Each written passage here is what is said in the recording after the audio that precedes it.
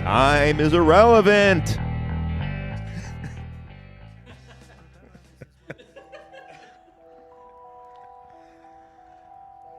Welcome. As we gaze into the future of beer, I want to thank my host body for allowing Obi Chris Quinobi to inhabit it as I enter this plane of existence to peer into the future of beer. But I'm not alone. I am with my co-seer, if you will, Dr. Strange Mike. Strange Mike, MD. MD. Honorary. Yes.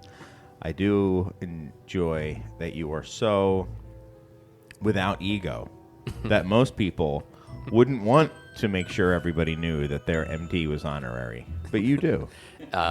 You know that it's a legal requirement. Oh. After all the lawsuits. Yeah. There were a lot of lawsuits, if you remember last year. Or you see that there will be if you don't. Oh, yeah, that's right. I can't see the past. I only see the future, so I know they're coming. Well, then why do it anyway? Some would ask. But you know. For the love of the Doctor game, Yeah. Chris.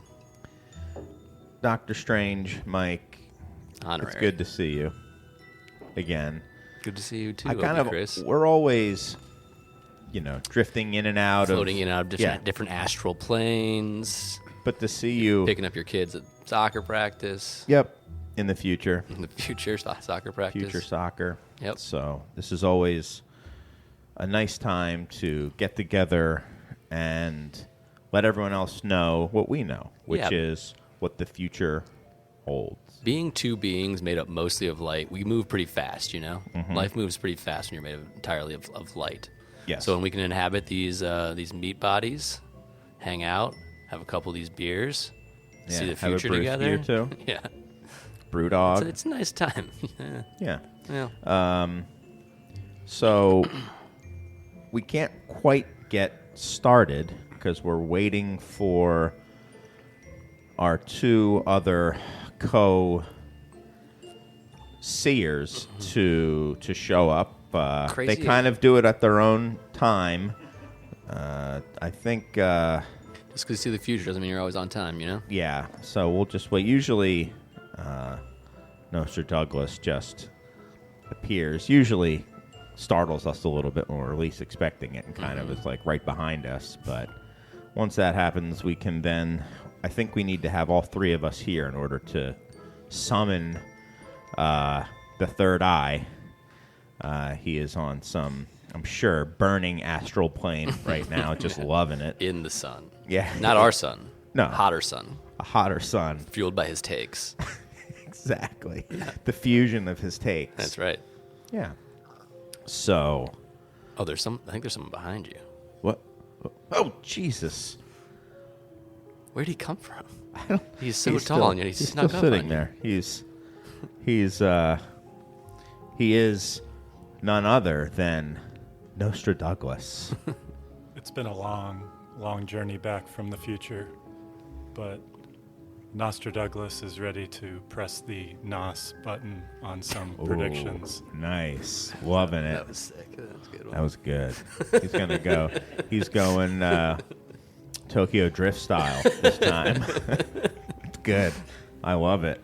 Well, I think we have a quorum to summon the hot take. Or let's ask Nostra Douglas. How have you been before we get the take in here? You might want to say some things that the take doesn't know. Although we all know all, but still, we put up the illusion. Being infinite and all. Nostra Douglas has been busy. New role, new everything since the last time he joined this great group of folks here. Okay, good. Yeah. Okay, good. Exhausted apparently. Let's if we can all bow our heads and start to I hit the mic, sorry. summon. Hold on. there's a pilot flame I gotta get started in order to. Wait, is that? Hold on, let's. Wait, has it been leaking gas in here? Yeah, the hold whole on. time? I'll get it. Hold on, just wait. Is it? Oh, Jesus! Oh, Oh, the humanity. Jesus. Hey. all right. Hot take. Hey, Chris. What's up? Obi? Yeah. How you doing? My God. I think I might have singed my eyebrows off, but other than that, Oh yeah, dude, you definitely singed your eyebrows off. well, we'll grow up. I mean, my eyebrows do grow on an astral oh, timeline. they're back. Oh, okay. I was going to say it was going to take millennia, but I guess they're back. Okay, good. You really summoned me at a bad time. I was in the middle of a meeting. I'm doing a little light consulting work for the Sizzler. Got a lot of ideas. We're bringing them to the Ooh. table. It's I'm gonna have to circle back with them. How many sisters are there right now? It fluctuates by day. It's a quite an enterprise there. Right, But all the I'm there to write the ship, and I'm looking forward to it. And one of those ideas is everywhere is going to have a ton of alt beer on draft. That's Wow. So that's going to dovetail in with my prediction That of would've been last great year for that your alt beer is prediction back. last year, yeah. So yeah, here we are. But I'm glad to carve out some time for y'all. That's good. And is the third eye wide open and ready to go? No, not as much. The these three-eyed days. take? It's like Wait a second. It's a little half shut. Got a couple kids at home. What do you got, like a newborn. sty? Pink eye? You have a Yeah, sty? it's a Lazy mixture eye. of all these Yeah. things. It's a third lazy third eye. It's a lazy third it's eye. there, but it seems Science like has a yet little bit of to skew determine future. exactly the cause or the cure of said affliction. But I'm here and I can offer medium takes, but I'm sure I can summon something quite I need quite another molten flame for you. Yeah. Obi. Yeah. Light them up, yeah. Yeah, it's going to light us up. But Get me in the mix here. I'm ready. all right, well, we have Strange Mike, MD, honorary. We have Nostra Douglas. We have the three-eyed take. And we have myself, Obi Chris Quinobi. Everyone knows that we are the four greatest. We're for the do it. Yeah. Yeah, exactly. We're Everyone, for that. and everyone knows that. So I really like this. I don't look in the past. I only look into the future like yourself. I can only see into the future. Yeah. If anything, it's just I do have some trouble knowing how far into the future I'm looking. Maybe time's a flat circle and you're looking to the past, because a lot of these takes, when I was going through this document, Have not happened yet. yeah, that's right. Exactly. They're still to be. Sure. It's the ghost of things yet to pass. So we don't need to get into that unless we want to. So it's okay. I have noticed that some of my takes, not some of my takes, some of my some of the truths that I will allow others to know look a little similar to ones that I've predicted in past episodes. You are not alone, Chris. Yeah. Yes. So These are not the takes you're looking where for. should we?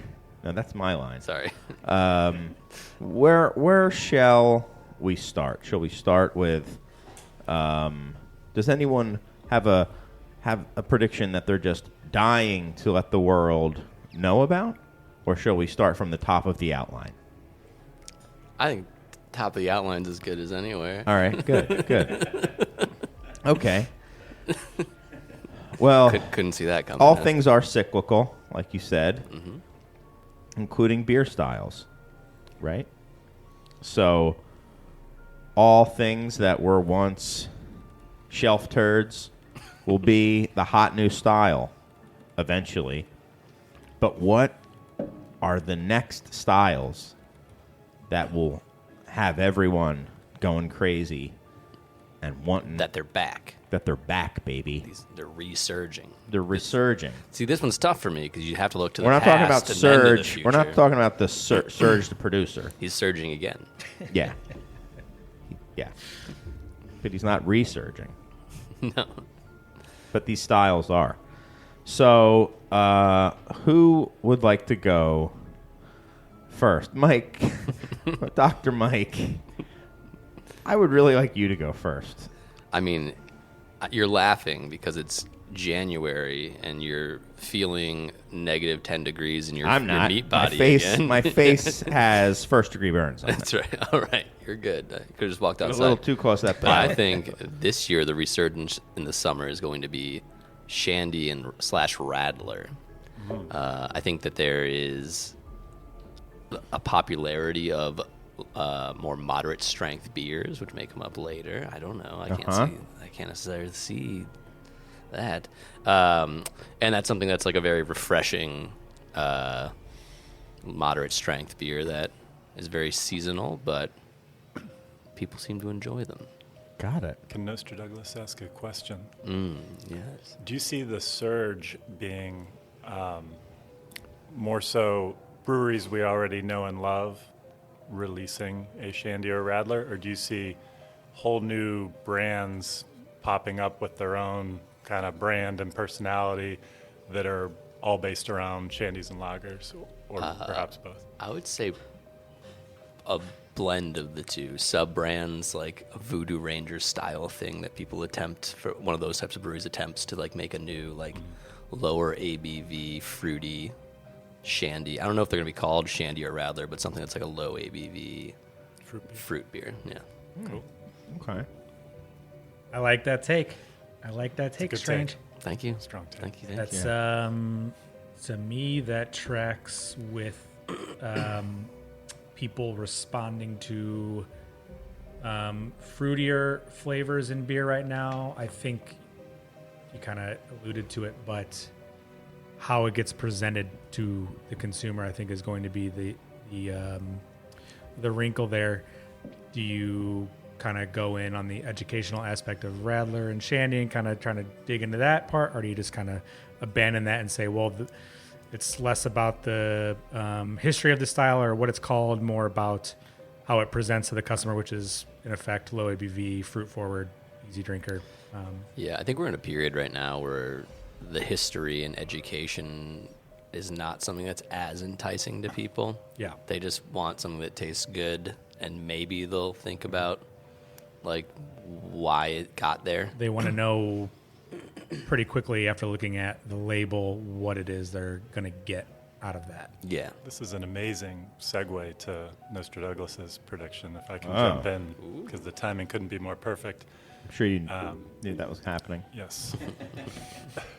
So, on a similar line, getting at the fact that beer could use a little more energy, some potential new, let's say, gateways to the category. Think back to the Blue Moon days and how people who went from a Miller Lite to a Blue Moon and then to discovering craft beer 5 years after that. There's this need for a new way to present beer to people who think they don't like the taste of, or people that don't like the taste of beer, but probably kind of wish they did appreciate the beer occasion and beer versus all these other categories. So Mr. Douglas sees a rise in flavored beer, something that we're already seeing in some ways, shapes, and forms, such as lime lagers. Now it's much more common to have a lime lager. And now we're seeing things like Busch Light Apple and other brands coming out with their own apple version.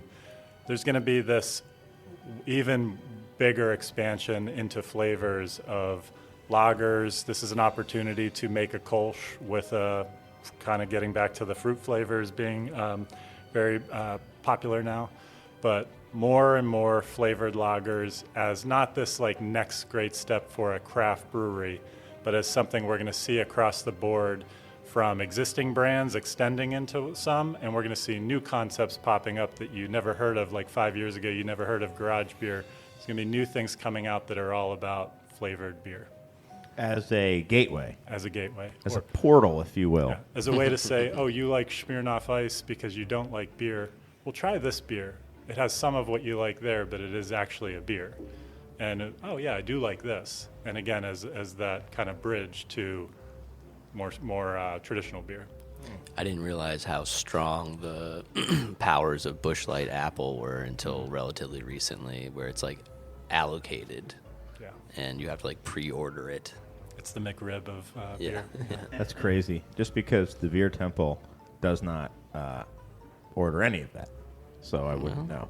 Maybe in the future you will. Maybe I will. Maybe if we're ever asked for it, we'll order some. I don't think we've ever been asked. It's the first time there's been one of those beers where I'm like, well, I gotta try this now, because like Natter Days was a thing, Yeah. and there's Red's Apple Ale existed, but I was never like, I want to have those. I'm like, this is really allocated, and people are freaking out about it. Like, what does this actually taste like? As soon as I haven't had the it. Busch Light Apple phenomenon happened and people realized guess what? It's gone. It came out in early May, and by mid-June there was none more to buy. Red's Apple Ale, who you hadn't heard much from in terms of advertising, put a big campaign out there saying, "Hey, we got you. We got you right here." Now it's a very different drink. There's a lot of sugar in that compared to a Busch Light Apple. It drinks very, very differently. Have you had a Busch Light Apple before? Mm-hmm.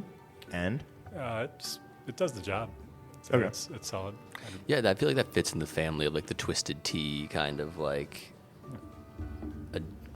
flavored beer adjacent things. It's unoffensive. If anything, you might say, "Oh, I thought I'd be hit over the head with more apple from this." You know, you might say, "Oh, that's They just let the pretty easy to put down." Got let it. the acetaldehyde go, you know. Yeah. Just let it rip, baby.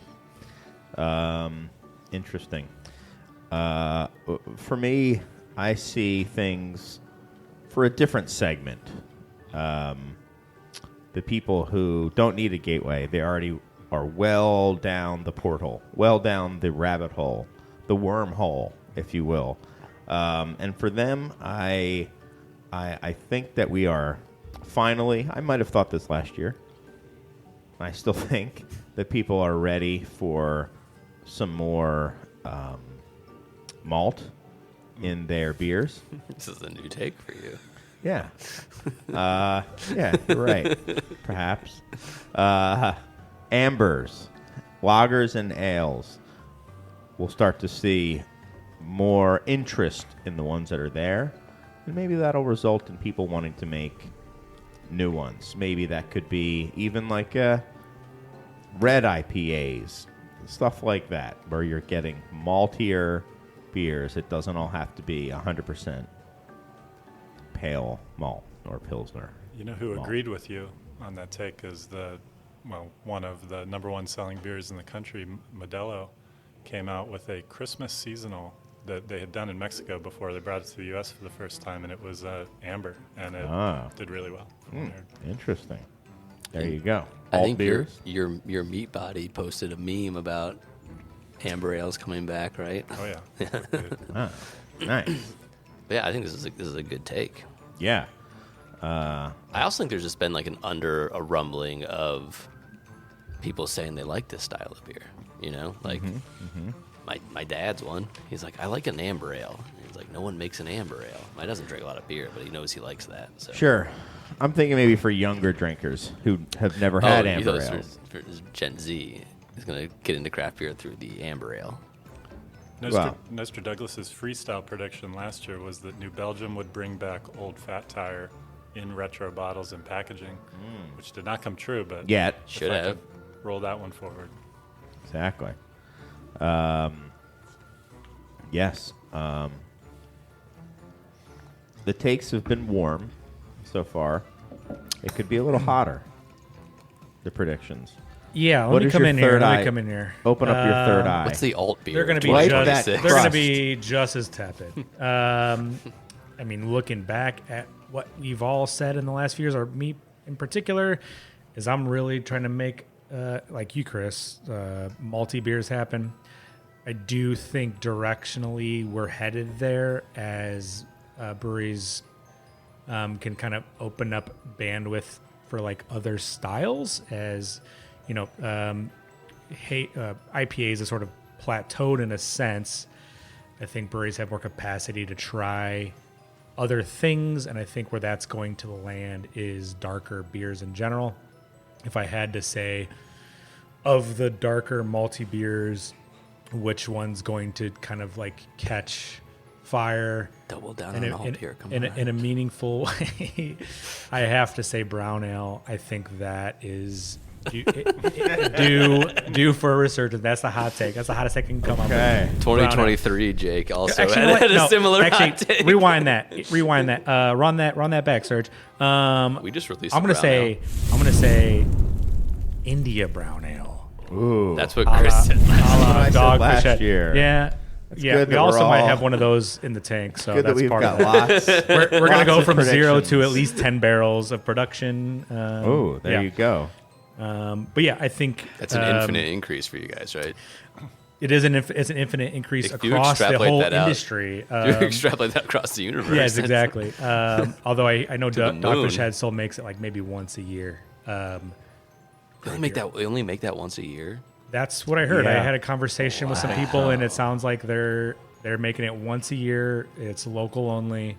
I think they still do it in bottles, but that was for me. It was a huge gateway beer, and I think about what drinkers now would be thrilled to be exposed to a beer like that. They have no access to it because, for the longest time, beer has been in a pretty homogenous zone of kind of similar flavors across the board. And again, as we kind of get to a space where there's less pressure to kind of do certain things, maybe there's more space to kind of bring these kinds of beers back. Something is tickling Nostra Douglas's fancy. I would love to know what.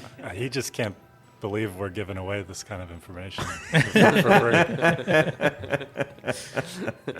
There you Well, are. I think there's a combination of like these styles that like there's people who have never had them before, but then there's also because of like a beer being as big as India Brown Ale was and as transformative or as influential to like the elder millennial, like young Xer like craft beer person, and it just doesn't exist anymore. I guess we can't even get it here.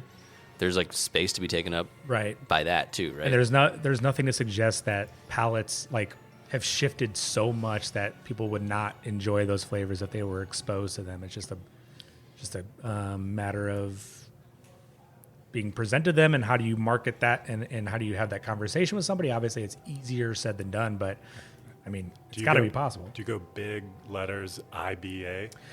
So close to the. My gosh, yeah, marketing that. I don't know. I mean, Irritable bowel. maybe. I mean, could you it's do a barrel aged. Could you do? It's like Italian. Could you do It's brown a barrel IPA like you do aged. black IPA? Is that? It's a thing.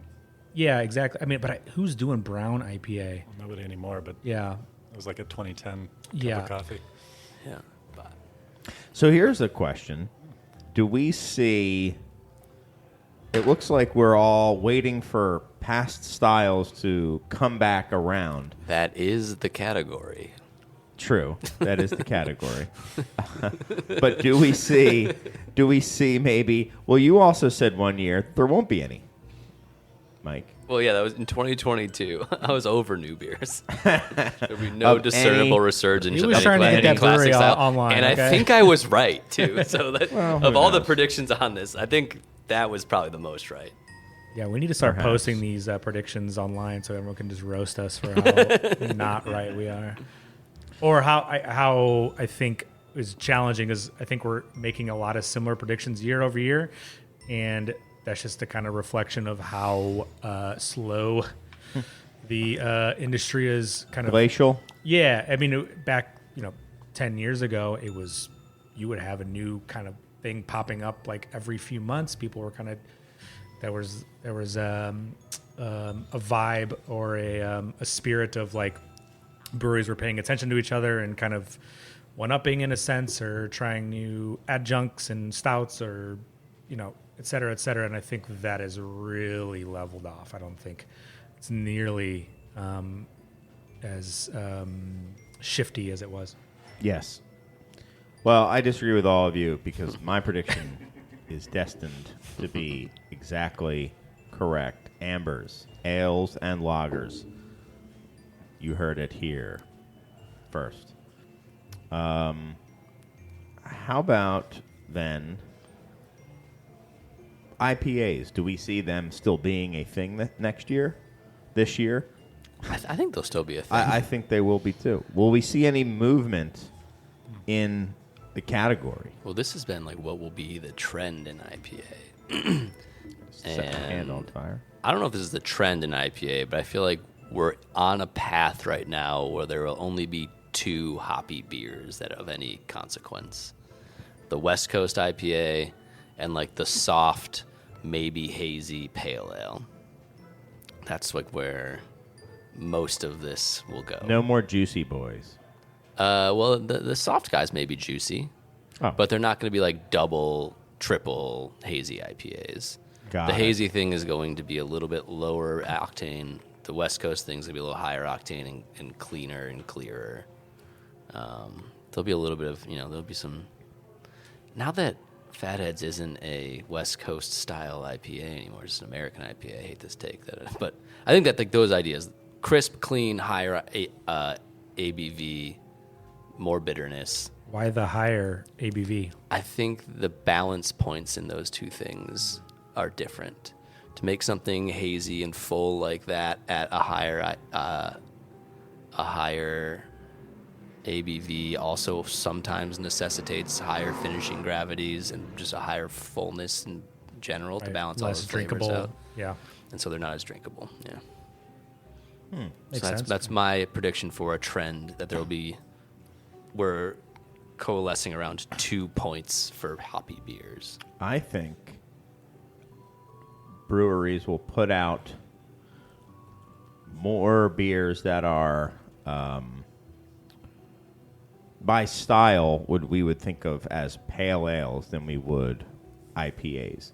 So XPA in style, if not in exact definition, by like them being New Zealand hopped, but by flavor category, very hoppy with aromatics, lower in alcohol, very crisp, like maybe even lager yeasts or stuff like that. So West Coast Pills, XPA, all that. Cold IPA.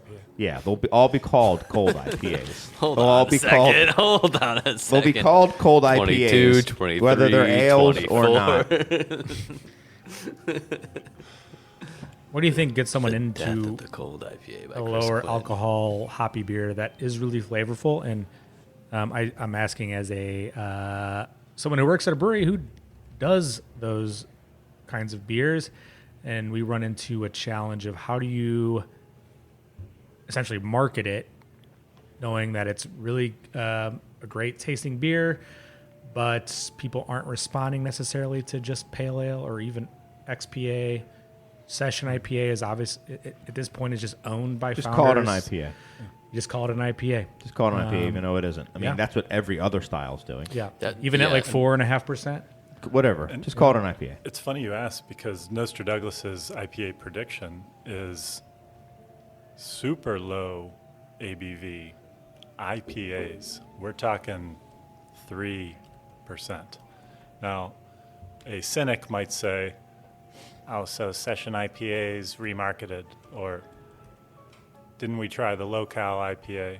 And to which Nostradamus might say, sure, but sometimes an idea is just ahead of its time. Or maybe the session IPA, the story behind the kind of OG, the founders one was, well, the brewers wanted something lighter to drink out back after work, and so they made this. And maybe that was a good idea. Maybe there was an audience for that, but maybe we didn't need 1,000 of them, which is what happened once the one became successful. And that's what a lot of craft beer story is. One is successful, so everybody has to make one then, and then we have too many. And then we laugh at how many are now gone. Yeah. So, but now that there's this trend toward moderation, and a lot of people, a lot of craft beer fans that have been around the block for 10, 15 years, cutting back, less of the weekday drinks, less of a urgency to get through all these beers that they've been buying because they're trying to keep up with all their favorite breweries.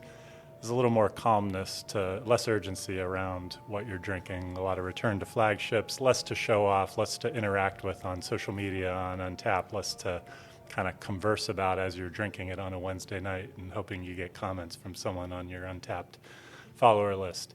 So as people are finding ways to cut back but still drink beers that they like, there's this opportunity for, if they can make them still full flavor, to have, say, a 3% IPA where you present it, the occasion is you find all of them, such as, hey, you want to watch football all day and you love drinking beer after beer, but it's Sunday. You got to wake up and go to work the next day, or you got to take your kids to school in the morning. What if you could have 4 beers instead of 2? Or if you're out at lunch and you want to have a beer and one of these is on the menu and you were, well, it's a work lunch, I probably shouldn't, but instead of a water, oh, they have one of these kind of 2.5%, 3% IPAs. Well, I could have that, and actually that does taste pretty good. You have to find the kind of all these moments that make sense. You know, I'm out golfing and I want to have 4 or 5 beers on the course, but I want to be able to drive home and all that. So 3% beer, that kind of checks a lot of boxes. Finding those occasions, low ABV IPAs.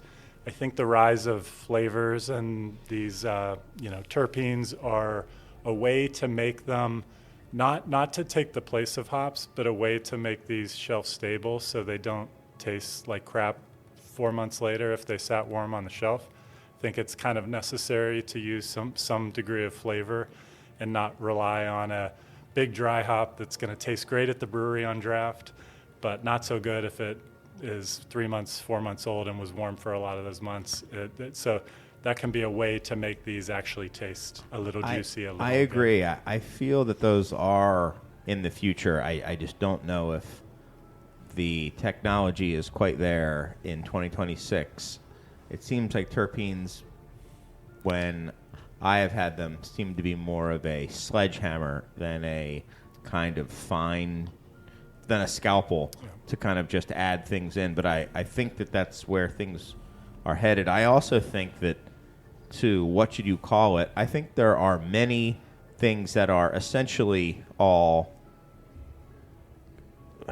for time and place and almost all flavor the exact same style, which is XPA, West Coast Pills, and really any pale ale or session IPA. I mean, they don't call them session IPAs. They're all the same now. I mean, they're all going for the exact same flavor profile, the exact same occasion, and they're just picking whatever name works best. I was at Fatheads, and they had, and I think, an XPA, and they had a West Coast Pills, and they were essentially the same. The door has closed on that prediction.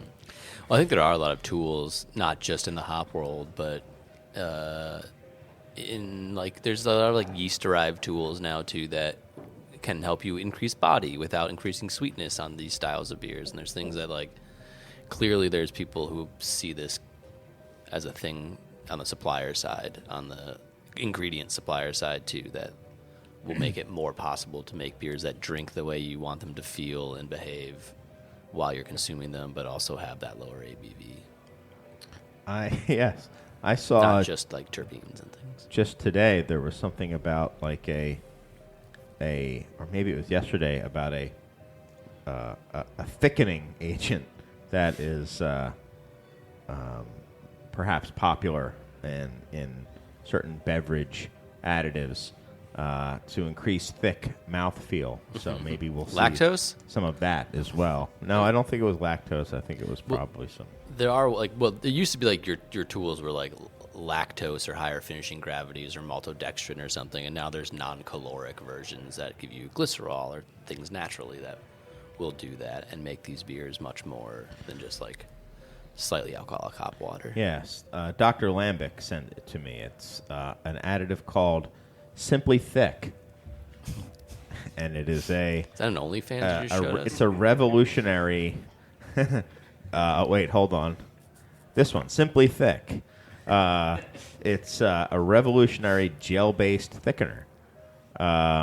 It's designed to thicken beverages for consistently and easily for dysphagia patients. I don't know what that is. That's people whose esophaguses don't work, so they have to like have thicker water to be able to drink. There Are you the, go. are the different product lines they have based on how many C's there are? Yes, Do exactly. you want 4 C's? Well, there is something called like thick water, which people with that condition have to drink because they can't swallow water. So this is obviously something that will allow them to put that in flavored beverages instead of just water. But Simply Thick is expanding into beer in 2026. You've heard it a here little first. late to the market. Simply Thick. Jake, Do we have any? what's happening with IPAs in 2026? Ooh, well, I wanted to ask you, Mike, what would be What's the up? third IPA style that The would third be eye of IPA well, styles. the third IPA There we go. Ooh, that would be on the outside looking in to the dichotomy of hazy and West Coast? What would be the third one even knocking on the door? Is anything out there? I would think that the Sierra Nevada, like slightly maltier, slightly more bitter, but not kind of the in between, would be something like to bridge the gap between those two things. What about a black IPA? Too small? Too small? Probably to be like the third leg of the stool. I'm just thinking Sierra Pale is so close to what you meant by the bitter The West type, Coast. the West Coast. Yeah. Like, I get it. There's differences, but Yeah. Maybe the India Brown Ale then.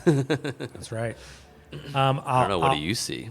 I'll throw out a prediction. I think it won't get to the levels of West Coast or hazy, but I think bold. bold. That's what we're about here. I think we'll see. I like that hedge. I'd say, yeah, this won't be popular at all. Please say but, brewed IPA. Please say brewed IPA. Please say brewed IPA. No. I think I can't say a particular hop, but I think we're gonna see a new hop Ooh. become a darling in Come on, which one? the industry. Which one? Saaz? Not Saaz. I think one of these new hops. I think you got YCH and Crosby and et cetera, the New Zealand, the Australian hop farms like working on new things. I think they've been chasing, Citra, Mosaic, Nelson Sauvin, Galaxy. I think we might break through. Ooh. And that'll happen fast when it happens. I think it will happen fast. I think it's because it takes trial, all right? It's it takes seeing it in the final product. I think that they have, the farms come to you and they say, "Oh, this is great," and then you have something come through, and it's not what you think. But then it can also be on the flip side of that, where it can really kind of change the paradigm. there's also like openness of the consumer for something like that, right? Like those hops are incredible hops, but there's something about like Citra and Simcoe and Nelson and Galaxy happening when people were very open to accepting new things and being like, are those things just in a vacuum the best flavors hops can make? It's possible. Yes. But Nelson for you, sure. But it's possible. But like, it was also just that people were very open to wanting something new at that time, and people now have been like, "Well, I like Citra, and I know all these things, and I didn't like Azaka, and I didn't like all these other things you told me I was supposed to like," and so like they kind of shut that valve off, and maybe it's been a long enough time where they'll be like, "Oh, maybe this Talus thing," or I don't know what the next one's going to be, but maybe people that are into that are back to being into like actually do. Not to plug YCH, but Dulcita just came out from them, and that's a really nice hop, and that's one of the newer ones we played around with that I was really excited about. We use it in a one-off beer. We don't have any plans to bring it in, but I think there's been this kind of long. The process of hop farmers responding to the desires of the brewers, that feedback coming in and them growing something, and then us giving that feedback, hey, is this on the right path? I think that's taking a lot longer than maybe anyone would have predicted, but I think we're going to see something soon. I think there's also a very like under thought about bottleneck of picking windows and processing windows, where like all the hops, like the Citras, the Simcoes, and the Mosaics, they all have really similar picking windows for the most part, right? So like to bring a new hop in that is you're going to throw into that picking window, and in the there's only so much processing capacity for hop pelletization. Right, and why take a flyer on like- something that isn't proven when they know people want those other Right. hops? So like all the newer hops are like different varietals that ripen earlier or ripen later. So like there's that barrier where these things Neo-Mexicanas behaves differently or like has different flavor profile. So like they've been doing these crazy breeding programs, but they still need to fit it into a different picking window. So like the further they get into it, I feel like the more likely there is to be something where it's like, oh, that is what we're looking for. That also gets picked early or gets picked late. But Something that Mr. Douglas wishes he could see but can't because it did not happen is, if you'll humor me and say that Citra is 2, if not 3 times more popular than any other hop in the last 15 years. Is that reasonable? Even Mosaic, all that, at least 2 or 3 times more popular. Could that have been even close to possible if the name didn't also inform you of what it tastes like? Yeah. Meaning if it had any other cool, like, oh, that's like a fun, cool name, but it doesn't tell you anything about it. But because that hop also told you this is citrusy, it made people quickly identify, oh, this is citrusy. Love this. Anything. I want more Citra. Give me Citra anything. And then we had that period where there was just, if it had Citra, it sold. 2012 to 2016, Citra was just like game changer. But could it have been without that? And I think about that a lot with all these new hops that come out that might be wonderful, but have a name like Talus, which tells you Right. nothing. seems like a bird's hand. And What- is it hamstrung because of the name? And could it ever get huge without telling I you will more? say this: there's one. I generally agree with you, but there is one huge caveat to what you're saying, and that is the greatest Citra beer of all time doesn't mention that it had Citra in it for a long time, and that would be Dust. Yeah, Dust. but people knew. That was driven by people who knew, for sure. That saying that they didn't put Citra on the label of that doesn't negate the point he's making that And that when came people out saw when there was Citra- nothing else available like it, so it still blew your mind. And there wasn't Yeah. competing with a wall of Citra things, so it was just on its own, didn't have much competition, and blew everyone away. So, but it still tasted that way. So it still had the taste. Right. I'm not saying you're not right. I'm just saying that's a big Right, but counterpoint. Dust would have been Dust if it had Talus in it, if the hop in it was called Talus and wasn't Citra. But I think the point is that like Talus isn't going to be Citra because it's called Talus, not like People have Guava- had zombie dust and go, Guavanix. "What is this?" No, it's that Citra That's hop. Citra And you hop. go, "Oh," and then it like clicks. It stays with you. yeah. You start Perhaps. hunting beers. It is easy to Citra remember. Ninja. It is easy to Mike, did you remember. brew any batches of Citra Ninja? Yes. Was I chasing those bombers at Westlake View Liquors? True. I was probably selling them to you at Westlake Yeah. Liquors after I had brewed them. But yeah. Well, Citra also was a hop that existed since like the 80s that was kicking around, that was Yes. being kept alive by like Boston Beer Company. yes. And that's actually how Pipeworks got the first bag of Citra to make that beer, was that there Was used that to be 1980s Citra? Used to be a yeah. There used to be a lottery for Boston beer when they had extra ingredients because you couldn't, when you were a tiny brewery, you couldn't access the. What did they use it in? I have no idea. Just like R&D stuff. Yeah, I don't know, but they got a box of it from them because they were like, "We have extra. You want it here," and that's how That's beer cool. was That's his history. Yeah. Well, do we want to talk about the big picture, or do we want to talk about things that Stay in will order. fade? Okay, let's go. The big picture. What is the next big trend in beer? Where are we at? Go for it, Mine Doctor. will dovetail with Nostra Douglas's, and I think just sub 4, maybe sub 4.5, maybe lower, as your prediction was, of like many different styles, but obviously because IPA is craft beer, but just lower ABV, like damp January style, like. Yeah. You can drink 4 of these and get the same impact as drinking 2 IPA, like West Coast IPAs in alcohol. I think So- Blind Corners is actually called Sub 4. Yeah. I think it is called Sub 4. But I think at many occasions you see people that like, well, I'm going to be at this bar for this long doing this thing, and I want to be drinking at the same pace I would normally drink, but I can drink 4 of these 3.2% beers instead of accidentally drinking 4 6% beers, or drinking 2 6% beers over the course of the same time. Or I'm taking, I want to have 6 beers or 4 beers while I'm watching football or whatever it is. There's more of an occasion for those beers in a craft beer format. And when you look at macro beer, most of that stuff is already in that range, right? Like, I mean, hell, the most popular beer in the country is like, 3.5% or something like that. So, What Michelob Ultra. Oh, yes. So, I think that this moves into craft beer, and there's a lot of people who know how to make these beers or will know how to make these beers feel like you're getting the full experience. While I don't think people are only spending their money on alcohols per dollar right now.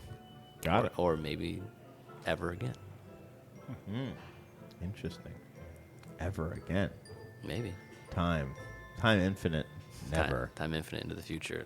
It all attenuates to 0% non-alcoholic beer, apparently. Exactly. Instead of $1 for the ABV, you're paying $1 to still be able to drink the beers and feel okay Right. after. And like aging millennial and Gen X people who have relationships with breweries want to continue to support them, but they also don't want to consume the calories that come with drinking a 7% IPA or the inebriation or the hangover of it. So they would like, I'll still buy beer from you guys. There's a way for them to drink the same volume of beer without Low ABV is all what the I'm hearing negative, over yeah. and over and over and over. How about Yeah. you, Nostradamus? Mr. Douglas is going to go in a different direction. This one's many years in the making, but 2026 is going to be the year that breweries of every shape and size are all of a sudden big soccer fans. With the World Cup coming up and, breweries kind of embracing this idea of being third spaces, investing in the ability to show the game. The Bears playoff run here in Chicago, I've never seen so many social media posts from breweries, mentioning that they're showing the game, which I think is smart. I'd do the same exact thing. One of your predictions And- last year was that tap rooms become more or less sports bars. Oh, yeah, I forgot about that. So this is going to be the year where we see a big push into soccer in the many months leading up to the World Cup in June. And then we're going to see just an absolute blitz around it. I just saw, Mr. Douglas just saw this month that Boulevard Brewing in Kansas City put out a big press release that they're adding this massive expansion onto their brewery that's like an outdoor deck. And the whole announcement, even though a deck makes sense in general, the whole announcement was for the World Cup to host all these folks who would be coming in. The city is hosting 6 games throughout the tournament, but the announcement was not Boulevard is adding a patio. It's Boulevard adding patio in anticipation of World Cup coming to Kansas City.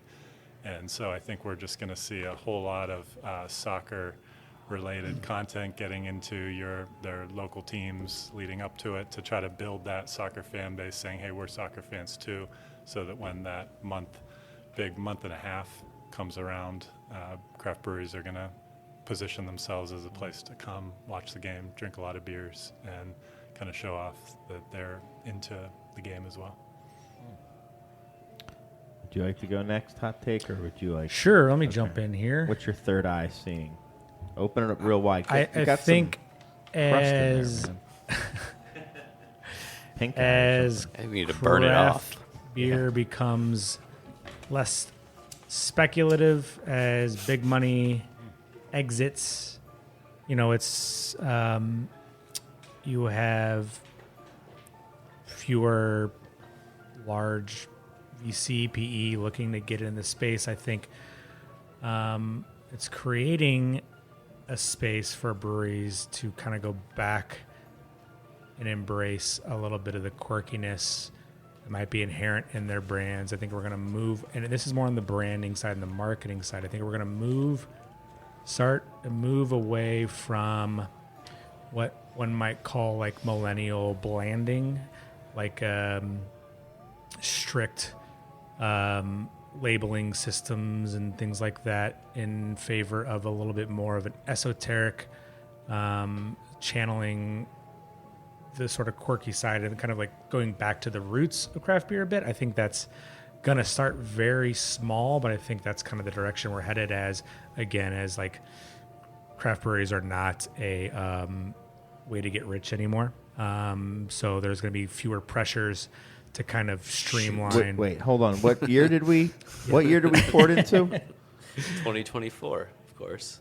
But I'm hoping hoping it creates the 2017. space. I think it's going to create this space for breweries to kind of be able to act a little more esoterically, chaotically. I hope et so. cetera. I hope so. I also think the place that breweries not being a place to get rich anymore is not the worst thing in the world. You know, most businesses aren't businesses you start because you're gonna, 100x them and become a unicorn. Yeah, I want breweries to have their own quirks again. I think that got flattened a little bit over the last decade as we were all kind of like all chasing like similar kind of narrow ideas of what you needed to do to be successful. And looking at social media for our inspiration. Yeah, I mean that sucked. One of many factors, right? But yeah, I'm optimistic to where craft beer will go, and I think we're at the end. I think we've kind of been at the end of a phase the last couple of years, and I think we're going into something new, and that's I think how we're gonna one of the things we'll see as a kind of signifier for that change. Do you think diminishing the use of style will be part of that?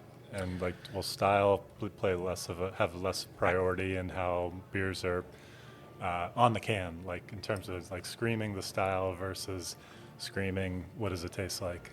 I think you have these two competing ideologies, and they don't have to be mutually exclusive, but they kind of feel like they are sometimes. Where you have on one end like the diehards, the people who really care about education and want to be able to present the beer in the way that it was intended historically, and you have the people who want to kind of like reduce it to something. And I think there's a middle ground that we're trending towards that I really appreciate. Is kind of like meeting people where they are on craft beer, because a lot of people just don't have the energy to invest in like learning about it. So I think we have to meet those folks where they are and kind of like say, hey, I don't care what I call this style, if I can get you to try an India Brown Ale or whatever. To me, that's a win. And I think the breweries who are here for the long haul are quickly learning that if they already haven't. Yeah, I didn't put this as a prediction for anything, but I was thinking about like moving past style, because like the beers themselves, the liquid in the can is already not aligning with the things that it's called often. It's like spoken like a Belgian brewer. I mean, yeah, I guess it was a little, like ironic because we do really make one style of beer, but like I really do not care what like the guidelines of a saison are. Like I want to make something delicious that people enjoy, and then I have to call it something. But I don't know if the have to call it something is quite the same as it was 10 years ago. Now creating a whole new communication system of what something's going to taste like is hard. But we were having arguments about kettle sour versus souring in the traditional way. That's how that seems so quaint by today's standards, of people getting up in arms about like how you were souring a beer versus like what. And not to say there aren't differences there, but sure. Like we were getting hung up on things that didn't matter to the end customer who would want one thing or the other. We need to get better at like messaging that, right? I also think there's so many different types of beer consumers now. Like we were mentioned in a Reddit post because someone went on our Chicago beer and like, I'm coming to town, I like sours, where should I go? And someone was like, oh, you should check out like Off Color and Iswas for these types of sours. And they're like, oh, those are gross. I'm talking about kettle sours. Right. And then like in the post was like, I think that's what everyone talks about when they say sour beers. And I was like, what do you do? Like, it's like you do. I'm not gonna. I wanted to post like fruited sour. They meant like fruited kettle sour. And I wanted to like post like, so people have been making sour beer literally since the beginning of making beer, but like no one wants to hear that. No. Right. So like this differentiation that's not what that that we person's make as looking like for. beer So it's nerds like, or producers, or like, but then what do you?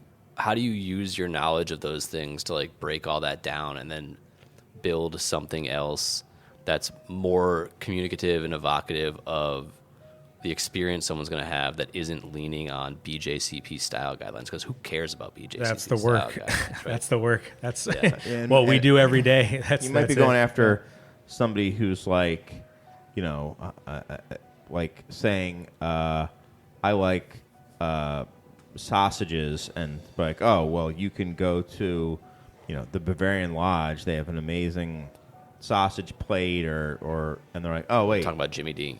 yeah, no, I'm talking about like Super Dogs or Right. something like that, and it's like, oh, okay, that's just something different. But Sure. I don't think the Bavarian Lodge has to start to try to like make Jimmy Dean sausages or No, not at all. So I don't think you have to. I don't think you are going to meet those people.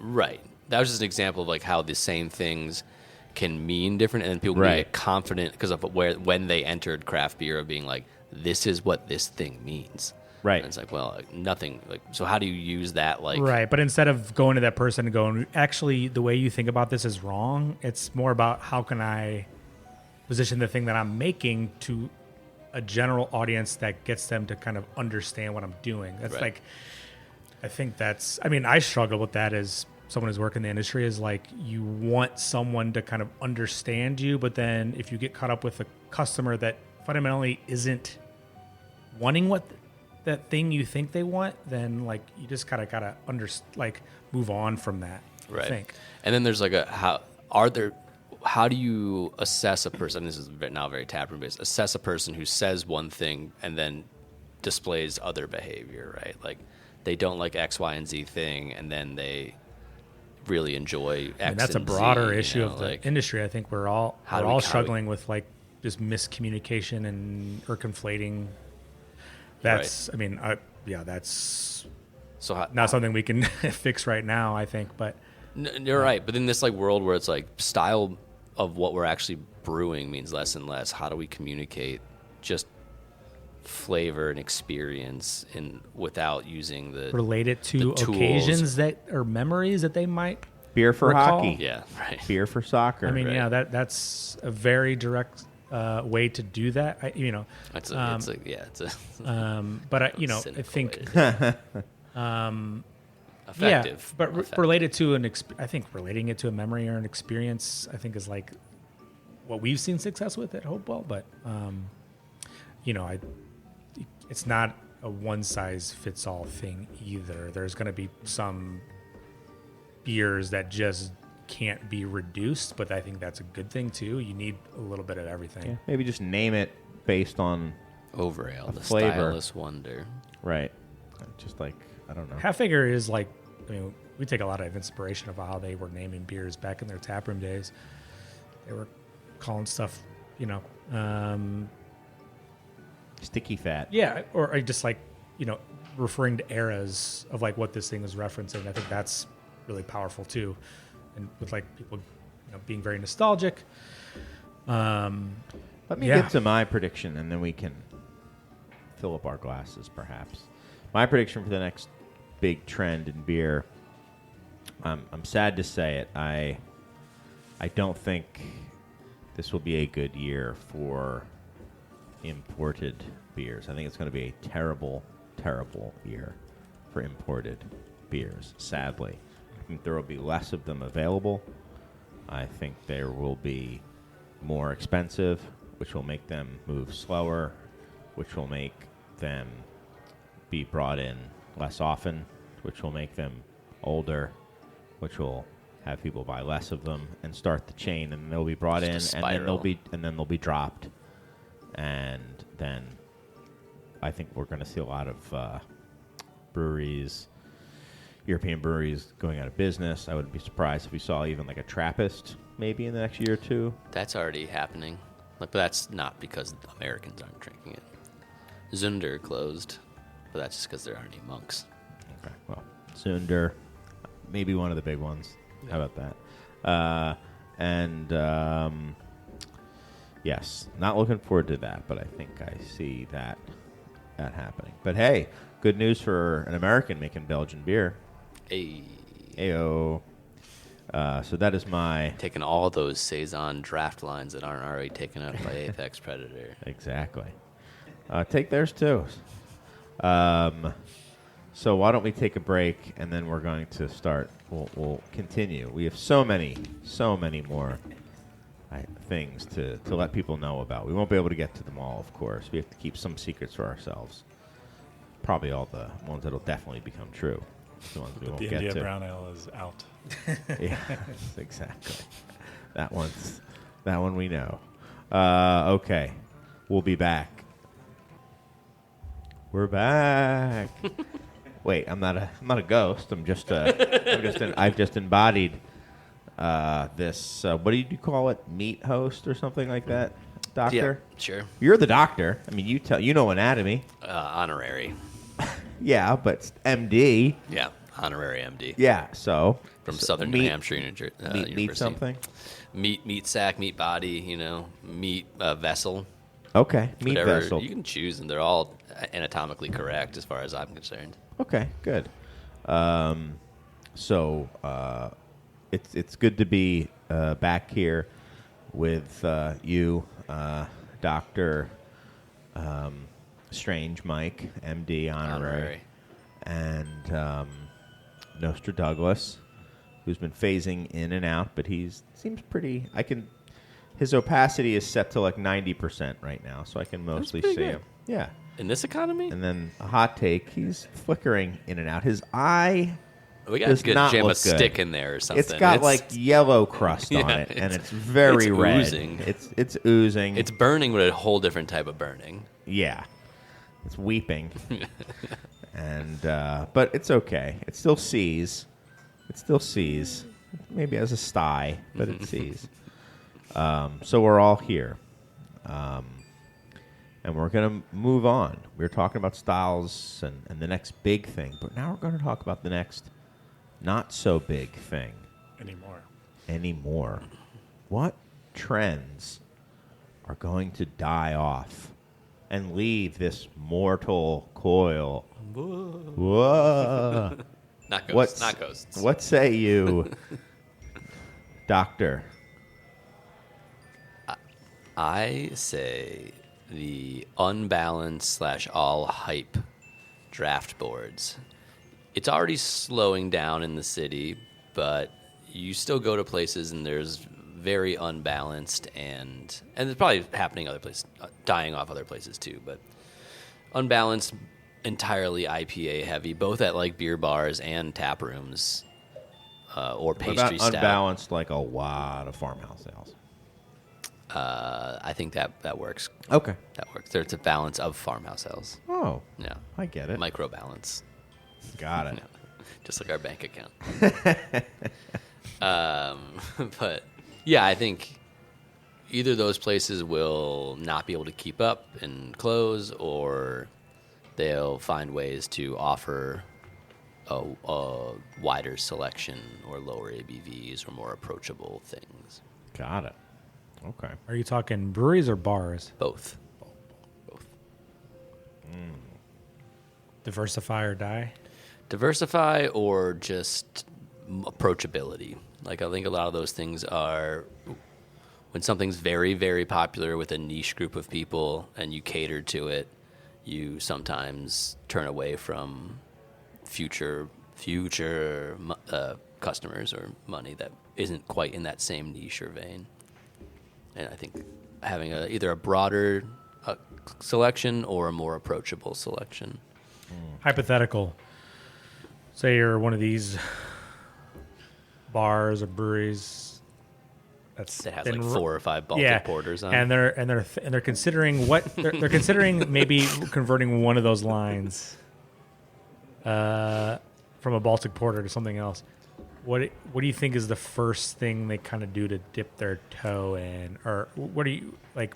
Probably find an India Brown Ale, Yeah. maybe an Amber Now we're Ale, talking. maybe a Bapple on Now we're draft, talking. a This Shandy is or the a future I love. Radler. I mean, what if that was? Ooh. But what if that was the board, right? You saw an Amber Ale, you saw a Bapple or a Lime Lager, you saw a India Brown Ale, a Shandy, and a Radler. You had a couple of IPAs, maybe a couple of lagers. Like, it's a cool mix. I want to It's a go to great that. I want to go to that mix. It's a great bar. mix.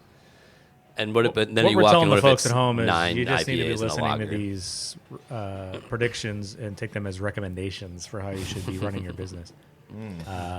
It's not a bad way to make predictions of what would I like to see. And Yeah. When I walk into a place, where would I be like, I don't want to be here anymore. Right. Who would like to You can't see. see what they say? What they see? I'll pop in. I don't even know if this trend is crested yet, but I feel like it's going to be. So it's going to get bigger. Is what you're Hops saying? are over. But it's going to have a quick. Hasn't crested. It's going to have a quick demise before even maybe the next Ooh. time I talk to you. Oh, Japanese lager. got it. I think. You don't think it's crested? I don't think it's crested, and What about Japanese beer service? so I Is think that I think crested? I think craft Japanese lager. So I think Sapporo is not crested. I think Sapporo is going to continue to grow. Oh, I think I like the see. macro version, but I think we're seeing a lot of craft. Just gonna hit a sort of- Chino. Or American- or like American craft breweries. Like Yeah, this they're just doing making enzyme that are, Japanese that are lager. making Sapporo. They're trying to make a. Yes, Yeah. I think that with the ascent of Sapporo and that kind of becoming a new Modelo, I think you're going to see kind of like the same thing you saw with Mexican lager, right? Where a lot of American craft breweries got into that space, but at the end of the day, Right. it's like Modelo just owns it, and you might have a couple breweries playing around, but I think we're going to see a condensed version of that in the Japanese. Or like lager we were space. saying in between the break, we were all agreeing that we saw in the future that all the breweries that were trying to do their own version of splitting the G will wish they hadn't done that. We were all agreeing upon that, more or less. So Yeah. you're saying like that, it'll be, this is for Sapporo, you know? we're Yeah, not- I think yeah. it's going. I think it's all funneling up towards this big brand Sapporo, Asahi, maybe on another level. But Yeah, I think that trying to compete in those styles like Mexican lager or Japanese rice lager in any real way other than like a we like it, we make it for the tap room kind of thing is like they're huge and they're really good at it, and there's enough novelty to them being imported that it's not like I need to get it from my local place. Yeah. And especially with like Japanese, which has like a cultural place of being fine craftsmen, you know, like do people really think that we're making it better than right, Like yeah, that's the a Japanese. great point. I didn't really Well, consider that. Yeah, I was going to say that on one hand, you have tourism from the U.S. to Japan is off the charts right now. So curiosity and interest in Japanese lagers has potential to be higher than it's ever been, but ones that are made inauthentically, meaning just like a hazy IPA brewery saying, oh, we'll make a Japanese style lager, that, you know, that being an extreme, I would completely agree. Maybe there's like an occasional diamond in the rough that is a brewery founder in the U.S. that like that is where they're from, Right. And their kind of brand is built around that. Some of those, you know, you could see.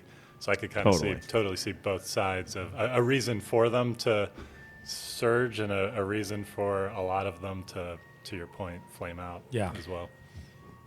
Exactly. Will they surge or will they flame out? So here's a question that's a little off outline. What do we all see for Guinness in 26?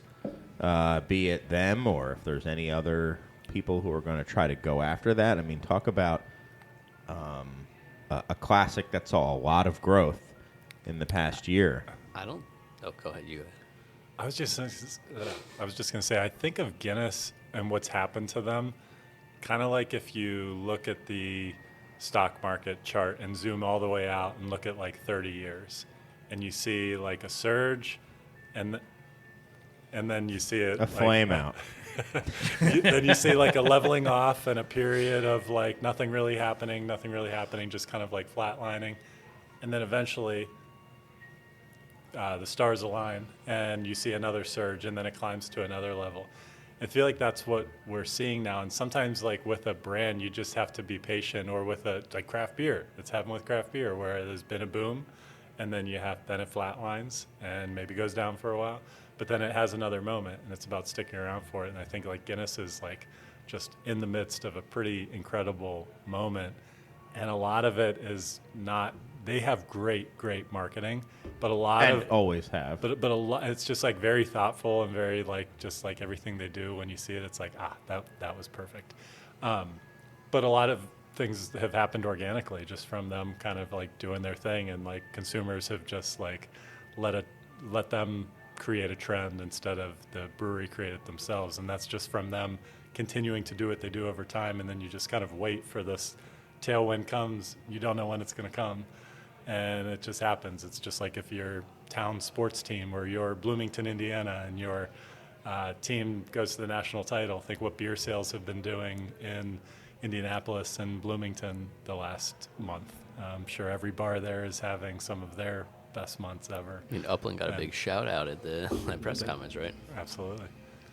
And I think that it could have a lot of downwind positivity, downstream positivity, because a lot of talk that our normal meat bodies talk about is how there are trends away from what those other parts of our being call, maybe not as adult flavor combinations. And I think Guinness is very much not in that realm. And I think people. Right. I think that's it's also incredible that what's cool that about young it. people What a like the sentence. flavor of Guinness. You're I like, know oh, what you're shit. talking about, yeah. Guinness is also like Coke, where it's like you don't even Coca-Cola. Sorry, Guinness is like Coca-Cola, where it's like that's the flavor, right? No one who's getting into Guinness now is thinking of it as like I love dry Irish stouts. It's like I love Guinness. That's like, I mean, that's a testament to its brand, like marketing, right? And its Right, whole because thing. dry Irish stout is made up. Right. It's because we're like, Guinness how do we is- describe Guinness? Right, exactly, So Guinness is exactly. the style. Which is again is like going back to that style thing, and that obviously everyone would just love to be like, I want my name of my company to be ubiquitous with a style of beer. But Orval is Orval, Guinness is yeah, Guinness. yeah, it's pretty remarkable. Guinness is, I think, going to continue to be, Doug, to your point, just this sort of like ebbs and flows of times might be soft, but when it hits, people just come back to like, at the end of the day, it's like, it's a fantastic beer with a fantastic marketing team behind it. And worth mentioning, they created probably the best non-alcoholic Yeah. riff Yeah. on the style, and that hasn't even hit draft. And was early on the curve, too. Yeah, it was, and it hasn't even hit draft here in the U.S., and there's a lot of complications with doing that. Yeah, you have to take a lot of precautions with who's serving it. I'm no expert on this, but I know it's not as simple as just like giving distributors a ton of kegs. You have to make sure the accounts are treating it in a special way. But if anyone can pull that off, it's probably Guinness, right? And it's, yeah, You know, because like- it's going to the bars that already serve Guinness. right, And, that are already doing they do one pour differently than the rest of them. Right? and a trend went viral in a bar in Dublin who has, because they do have draft NA Guinness. 60-40. 60-40. And so just the ability to say, well, we're going to have the NA and the Guinness on draft. You don't have to do this, but if you want to, you can also serve a third version of Guinness, which is half and half or 60-40, whatever breakdown you want to land on. And that just gives Again, you 3 ways to serve it. Brilliant by Guinness. Now Also- you get But they didn't do two it. draft handles. They didn't, yeah. Sure. But they didn't do it. A bar did it organically. Right. And it could take off as this thing that Guinness never gives a sign to their distributors, never says a word about it, and it just everybody a kind of thing. creates their own. And someone could make theirs 50-50 or 60-40 the opposite way, whatever they want. But yeah, for it to happen in the U.S., they still don't have the draft version, but I imagine at some point they will. And in some way, that's really authentic to the brand of Guinness, because the whole idea of there being bars that poured better or worse Guinness was because you had to blend 2 different casks of Guinness to get the signature flavor. So now it's coming around where there's probably bars that are like, well, we make a 50-50, well, we make a 45-30, like, but like it is them bars just doing that naturally because they've been around for so long in the history of the brand makes it authentic to the brand in a way that you can't manufacture. So just like splitting the G was a natural thing that people just started doing. Well, other trends. Who still has to go? I still have a trend that needs still- to. I can go next. I see that barrel programs only a hardened few will still have true barrel programs or anything really to speak of it. I think really you have to have committed to it, and there'll be more and more people just kind of like dropping out of that space, which I think ultimately will be good for the space. But I think as far as barrel programs go, 2026 will be the year where the stake, the sharpened stave has been driven into the bung. Doesn't seem to be a that. growing segment of drinkers, from my experience. But I don't, have the numbers on that. I'm curious, Doug, what your take is on that. I would agree that there's just less and less there's no tailwinds at the back of barrel aged stout. I think with every year that passes, people are even the people that love them are probably drinking less than they were the year before. I think we just see a lot of that. So Drinking less of them or buying less new ones? Because I think both. I think the So it's a tail wags the dog. But, compounding problem, though, Yeah. right? Because they probably have a big old cellar of things that they want to also drink through. Yeah, I do think they are great to have in the tap room, and it's possible you could be 100% right, but you don't see less brands out there. You realize behind the scenes that they're making 4 barrels when they used to try to make 16 of this one, or just making up those numbers. Where you still see them released because it's their tradition and they can still make a batch that small, but they're actually like really pulling back how much they put out there to be extra conservative, because that consumer's still something they want to do, celebratory release, but It's also something you can only really miss a couple of times, with your projection of how much demand there is for it, without having serious financial consequences. Especially if you're laying beers down for a year plus. Yeah. And then you're like, oh, no one wanted it this year. Uh-oh. And then less of it will mean less adjuncts in it, and it'll just be better for the segment. Maybe. I mean, it could also just mean the same amount, or less amount, broken into a bunch of different adjuncts still. I certainly hope that doesn't happen. I think it probably will. Okay. I think that is still a segment driven by adjuncts as more than almost any other style, and that's still popular in beer. it's hard. You have to decide often 18 months before you're going to release that beer, if not more, how much you need to make, how much you're going to be able to sell. Right. You have to do it well in advance of that release. And you got to be able to market it Yeah. too, which I think is really challenging. If depending on your identity as a brewery and how people perceive you broadly, it becomes a very is it worth spending that effort on labor and ingredients, etc., to do something that maybe no one really responds to, because that's not what they're looking for from your particular brewery. I think that was a challenge at Hopewell. We've done barrel aged stuff in the past, and we've really dialed that back. And we've won awards for our barrel aged stuff, but it never was anything that was going to move the needle. I think in peak production, we were maybe doing 80 barrels a year of barrel aged stuff, maybe, but not selling that in a year. Maybe half that in a year, letting that vintage come through. But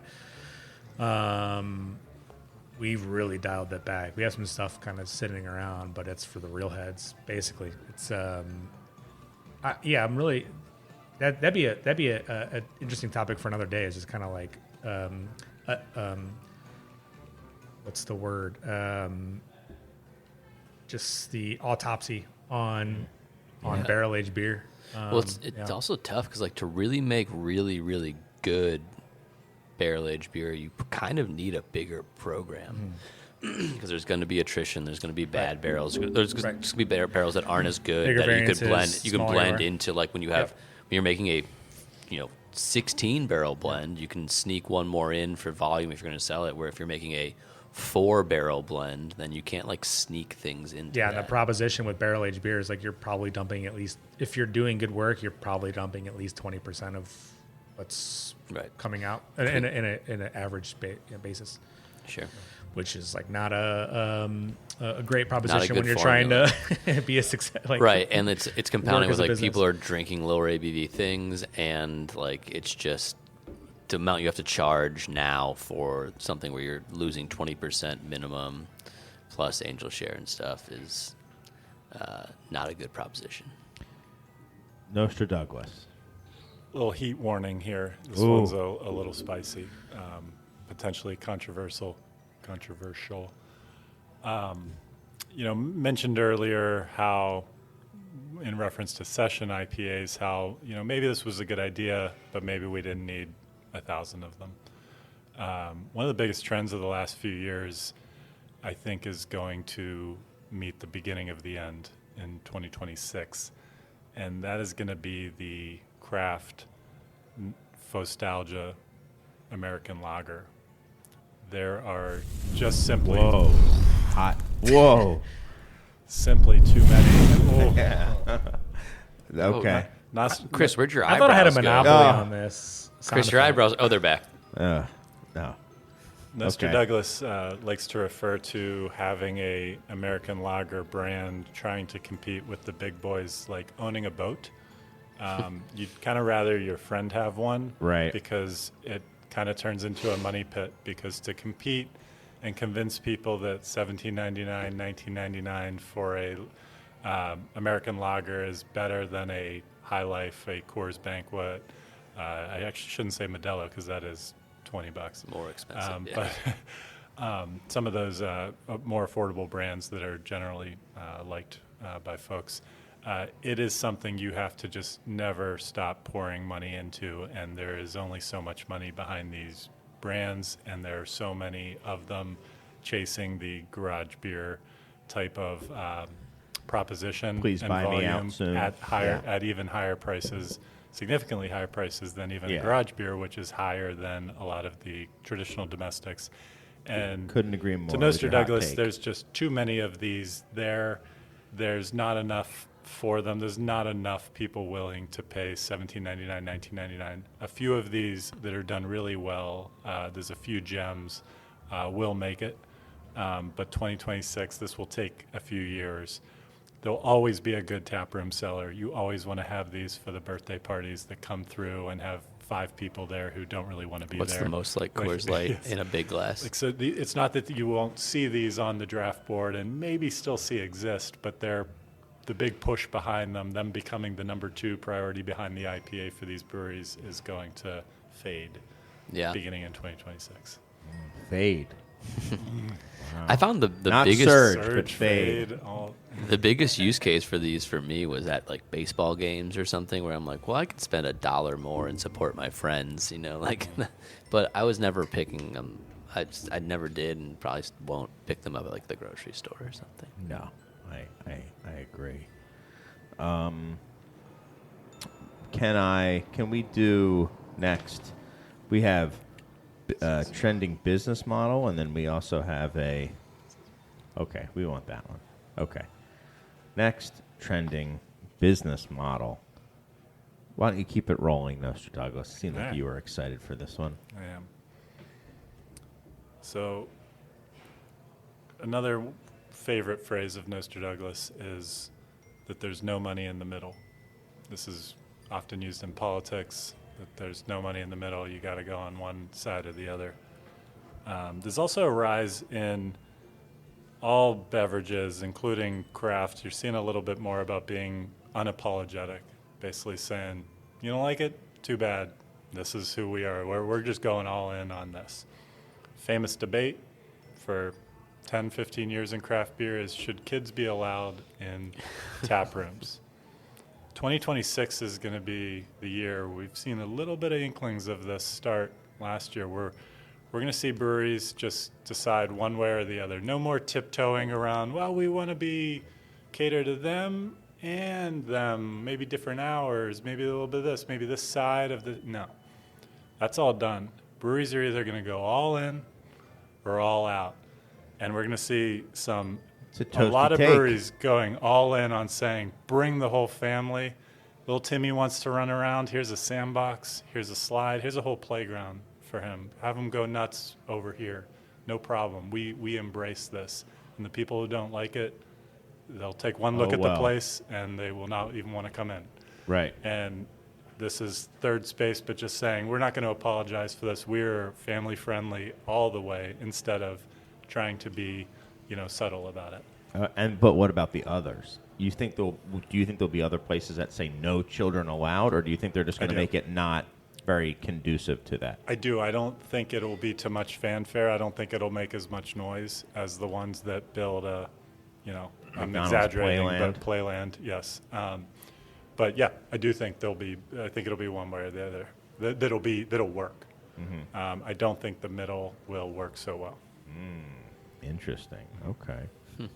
I mean, I know this discourse exists on the internet, but like I don't understand. I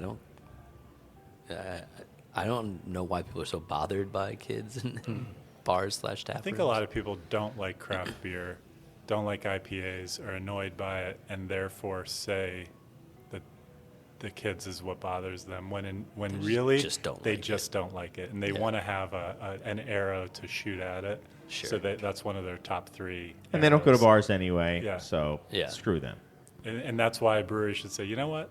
If the families are the ones that are actually showing up Totally. kind of a couple times a month, let's cater to them even more. Let's make them want to bring their 4 other family friends. There's very few third spaces that are intra-generational, where you can have grandparents, kids in between. Dogs. I mean, look, Totally like Germany intergenerational. is such that's the thing I always tell people is like, anyone complaining about kids at tap rooms, go to Germany and let me see you complain about being in a Ireland, beer yeah. garden where the whole family's there having a great time. It's like, you got to have spaces that allow families to hang out that aren't just play places. And I'm not like, I hate even arguing this point because I feel like it's not even a real person who exists who actually cares about kids at tap rooms. And if you are that person, Go somewhere else. yeah, there's bars that Yeah, go to a bar. strictly forbid kids, and Yeah. that's where you go. Go there. Yeah, like let the parents be able to go out and like. I mean, do you see parents complaining that, like, as vehemently that a hardcore bar that doesn't serve food or whatever Right, won't right. let in a kid? Exactly, No. yeah. They don't care. They'll just go Yeah. somewhere where it is, Right. where they're wanted. So, like, yeah, kind of get over it if you don't like it. But I want to be there. Well, then deal with it. The problem also is almost never the kid, right? The problem is the parents pretend like they don't have to take care of their kid because they're out, like they're at a place where the kid can run around. Right. The parents are the Same thing with problem the in this dogs. Like you have the dog, Oh, I'm sure the kids. But the dog I'm bars. I'm sure or the there's dogs times where it off sucks. leash and stuff. Right, but that's Same with that's dogs. you being Sure, a it parent and sucks. not attending to like your kids being like, I really don't want to be here. Right, now. but you don't have to deal with that if there's no kids, I guess. Right, but the problem isn't the kids. Like, Sure. there's nothing there for them. Who is next for the next trending business model? I foresee breweries on the supply and distribution side trying to like team up and reinvent these things.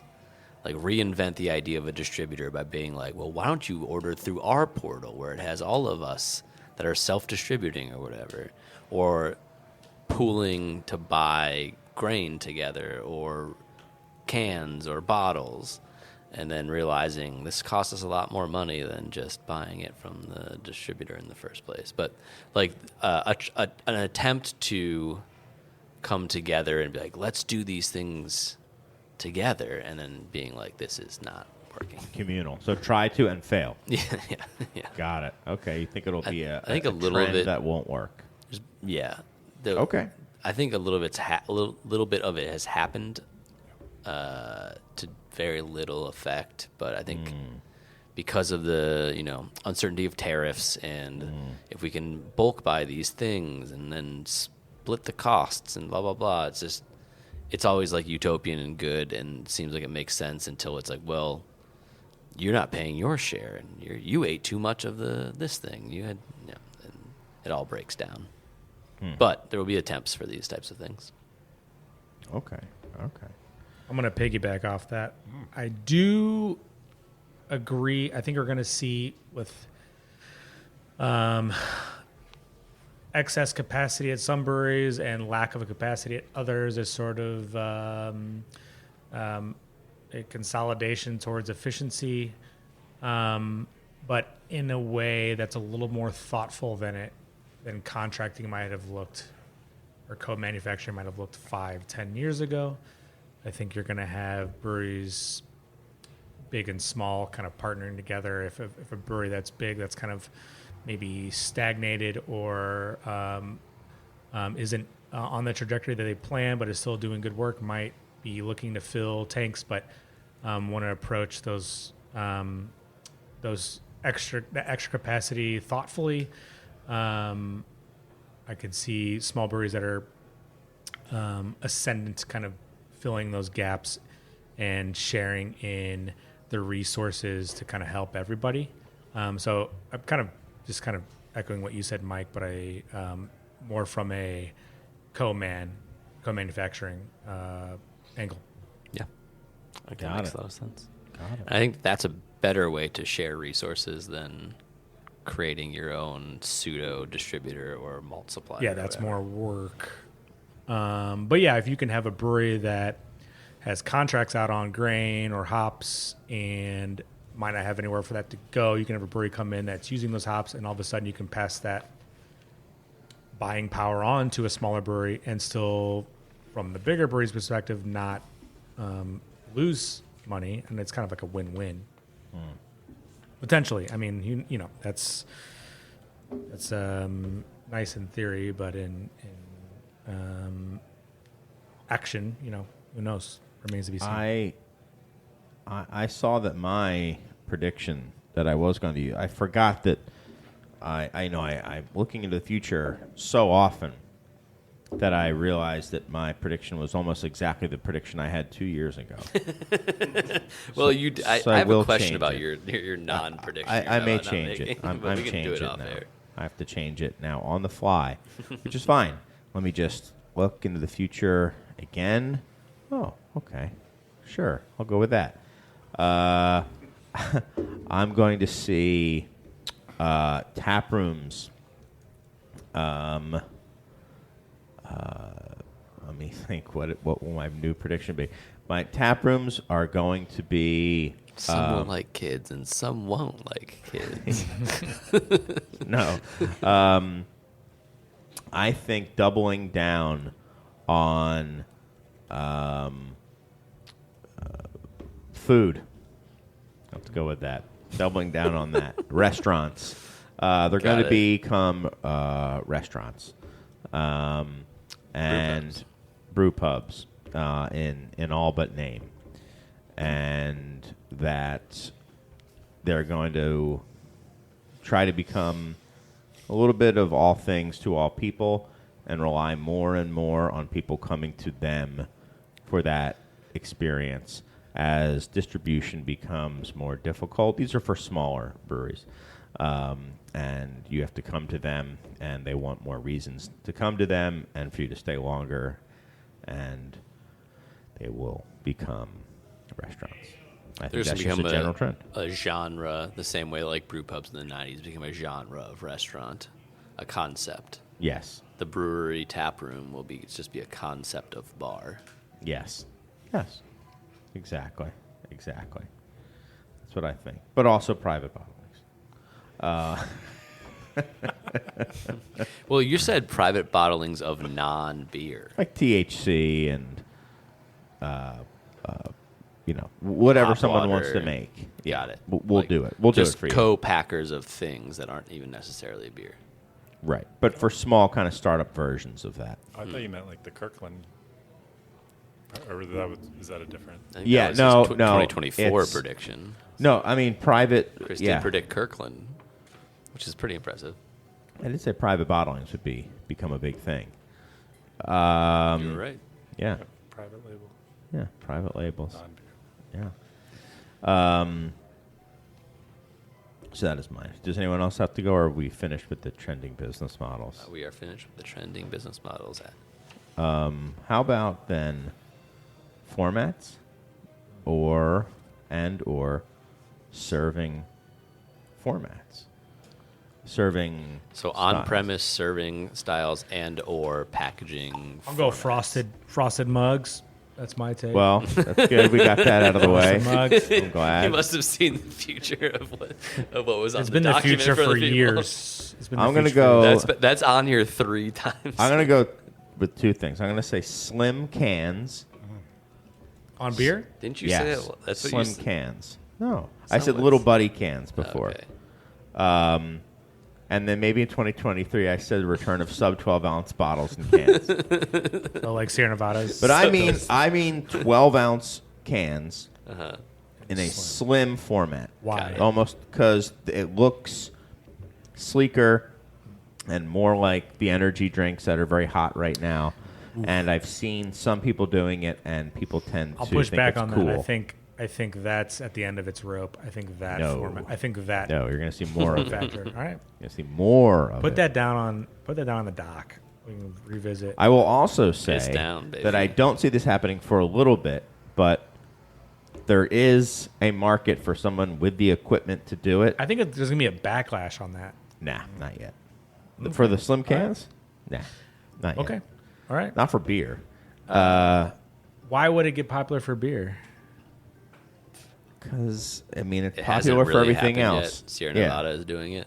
Well, they're doing that. Oh, in yeah, they're ounce, doing though. it. You could see Eight low ounce. ABV, wanting it to look like Yeah. thinner and just have that Yeah. different shape. But do Diet people want right. to Better for you, That's healthier. Like White Claw look like that's to me that's passe, in my opinion. But Okay.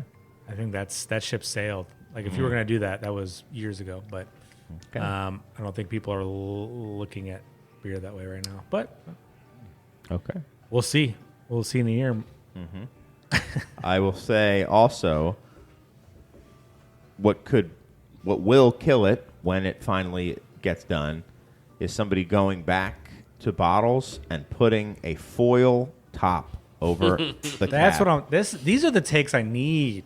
Now Colby. that will This is what I need. destroy if someone does that. If you want to On go the- for that Modelo, Unibrew, Old that Michelob, the old Michelob. If Michelob does a, if they brought that back, nostal- instant. yeah, This will if- segue Instant- nicely into mine. yes, That's okay. That's If the they best brought take of the back night. that old Michelob bottle with the Jamie, gold pull that foil, up. Can you pull up that Michelob Yeah. bottle for I'll say the legacy viewers at home? Mine's legacy brands with custom / specific glass bottles. So like the old New Belgium bottle, like this is piggybacking off of yours. They're bringing back the amber version of Fat Tire, like. But iconic bottles like that coming back. There being at least a release of Michelob Ultra in the lava lamp bottle with the gold foil on it. if that was at a bar, If you're telling me that all the young kids wouldn't be drinking that? They'd all be drinking that it. needs to be at like a Pizza Hut. That Do you still think has they the still have red that pebble cast? glasses, you know? The cast of that bottle. I mean, I'm sure they By do. tail stock. I'm sure they do. How much do you think And I'm it sure costs? there's a reason that they haven't done it. I'm sure there's a reason they haven't done it. It must. Probably because they blow up. the old They break probably. Mine piggybacks off Doctor Strange here, Strange Mike. So two different ones. One craft, I'll be quick. One craft, one non-craft. The non-craft is a brand that's been having actually a lot of success the last couple of years is Coors Banquet. So I think that stubby bottle is about to get copied by, not of course your local craft brewery. They're not going to buy a bottling line to make stubby bottles. But I think all of a sudden we're going to see a lot of other competitors moving into a stubby bottle. On the craft side, for breweries who are not big enough to be making variety packs or 12 packs, they don't have the resources to have a cartoner, but looking for a way to stand out by offering consumers more value. I think we're going to see, and someone from Southern California or California in general might say, what are you talking about? We already have this.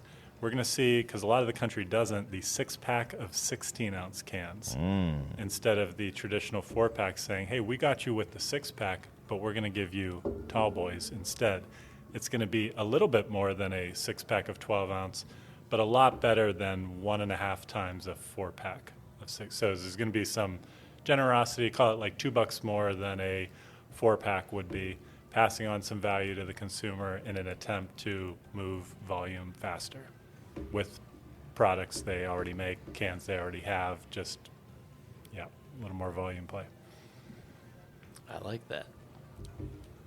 Yes, I'm curious. I've always felt Thinking like a Lizard King. Like, what if Lizard King all of a sudden was like, you know what? Instead of, what does that cost? Like $12? Yeah. Instead of 12, 15 or 14, something Yeah. like that. But you get six of them, and it's like, oh, well, that's pretty good.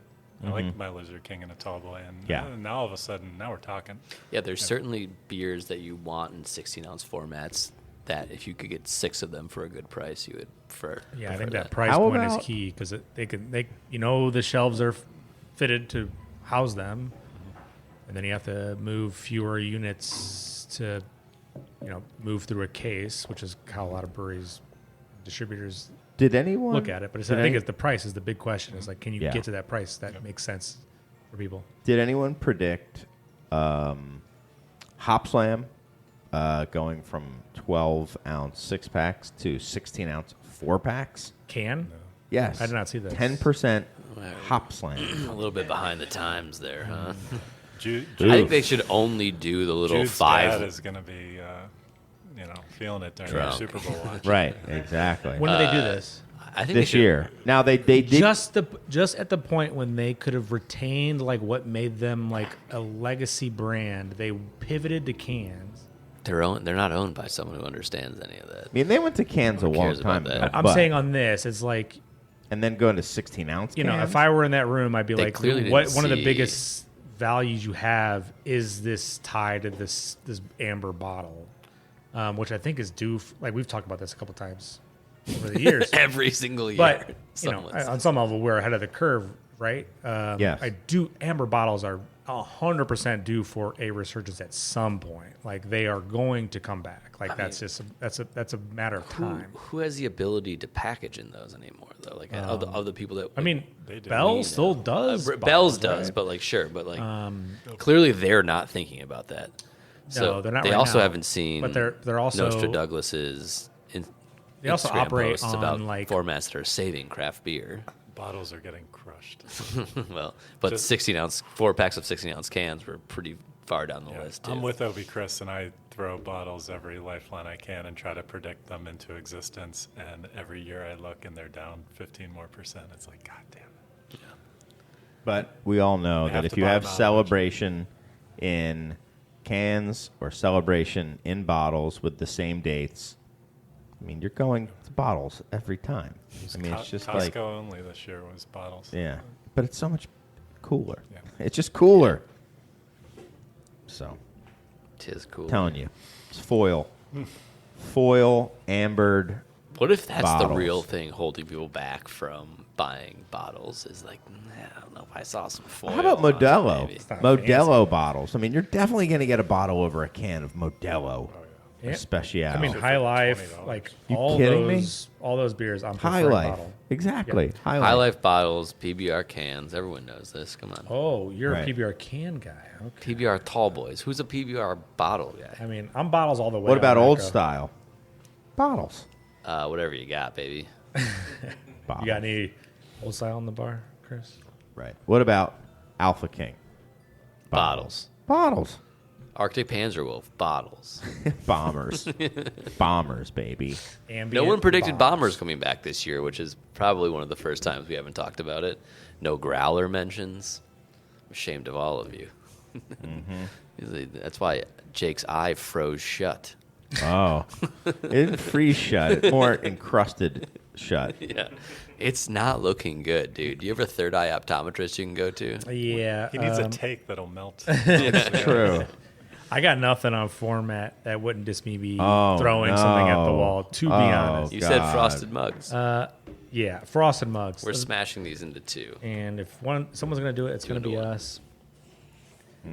Someone on here How has about been you? predicting frosted mugs for Have you already gone with yours? Oh, yeah. Yes, you Legacy did. brand with custom specs. Remember the thing that you were just showing us pictures of? oh, right. That was me. I did that. Got it.